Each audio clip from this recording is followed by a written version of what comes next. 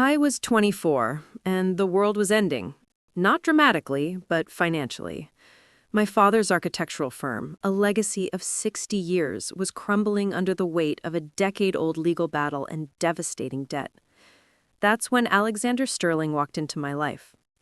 Alexander wasn't just wealthy, he was an economic titan. Cold, intimidating, and known for his ruthless corporate takeovers. He came with an offer that felt like a deal with the devil. Marry him for 5 years, give him the perfect society wife, and he would not only settle all my family's debts, but secure my father's legacy forever. A strictly business arrangement. Love was never on the table. We had the wedding of the century. My hand in his felt like ice, but his presence was a lifeline. For 2 years, I lived in his sleek glass and steel penthouse. I hosted his clients, smiled for the cameras, and perfected the art of being a silent, beautiful accessory. He was always distant, always working, a man of secrets and sharp edges. I felt utterly alone, trapped in a golden cage, watching my dreams fade. Then I met Rhys. Rhys was an urban planner, full of life, passion, and a genuine care for the city I called home. We met at a charity event I was forced to attend. He was the opposite of Alexander, warm, open, and he saw me, Evelyn, not the Sterling wife. He didn't care about the penthouse or the last name. He cared about my opinion on historical preservation. Soon we were meeting in secret. Coffee shops on the edge of the city, hidden park benches, whispering dreams into the late afternoon air. Rhys became my emotional oxygen. He knew my husband was cold, but he never pressed. He was patient, kind, and his love felt like a gentle sunrise after a long, dark night. My plan was set. Endured the 3 remaining years of the contract, file for divorce, and run straight to Rhys. I thought I was finally charting my own course to happiness. My father called, his voice shaking. The decades-old lawsuit that had almost ruined him was being refiled. The claimant had found new, devastating evidence, documents that were supposed to be sealed forever. It was too late. The family legacy was finished.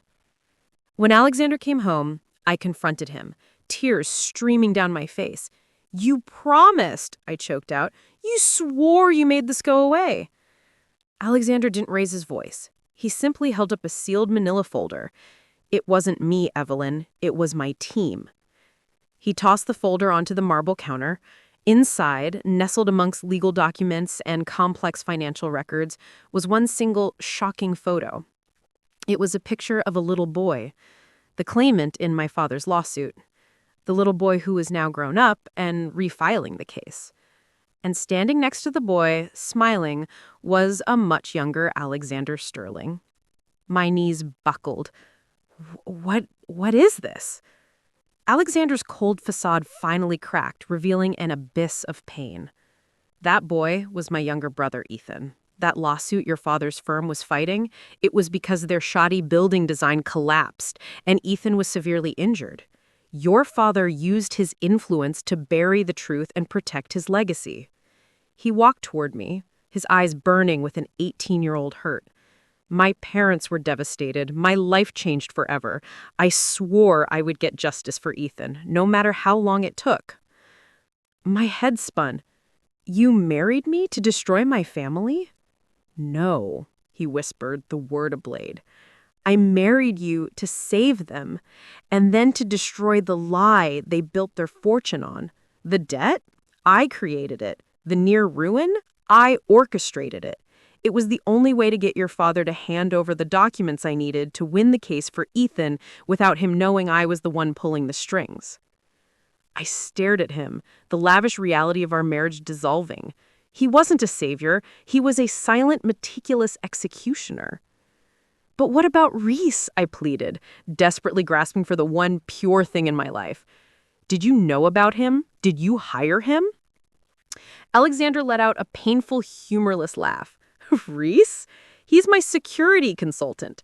I placed him on your path after I realized you were drowning in this marriage. I told him to be your distraction, to be everything I couldn't be. I wanted you to be happy, Evelyn, even if it was with another man. I wanted you to think you were escaping the golden cage I built for us." He had planned everything. The crisis, the marriage, the escape plan, even the man I thought I loved. He laid the final documents on the counter. The lawsuit is settled. My brother has his justice. Your father's firm is dissolved, but I secured a trust fund for your mother. You are free, Evelyn. The divorce papers are signed. I will tell the world the fault was mine. As he walked away, I noticed a detail I had never seen before on the back of his hand, a faint silver scar. I remembered a vague news report years ago. A wealthy teenager, Alexander Sterling, was credited for pulling a construction worker from the rubble of a collapse, sustaining a major burn. I finally understood. He didn't just want justice for his brother. He didn't want my family ruined. He wanted them to pay for a tragedy that nearly took his own life, a sacrifice he never spoke of. He had risked everything to save his brother, and then risked everything to dismantle a corrupt empire. I picked up the divorce papers, my hands trembling, and saw a handwritten note from him tucked inside. It wasn't a confession of love. It was a single, powerful sentence. I never hired Rhys to love you. I hired him to show me how. For 2 years, I watched how he spoke to you, how he looked at you, trying to learn the softness you needed, hoping one day I could be him. He hadn't stopped loving me when he began his mission. He had fallen deeper. He betrayed me to protect a truth, but in the process, he betrayed himself by trying to hide a love that was too vast and too complex for me to see.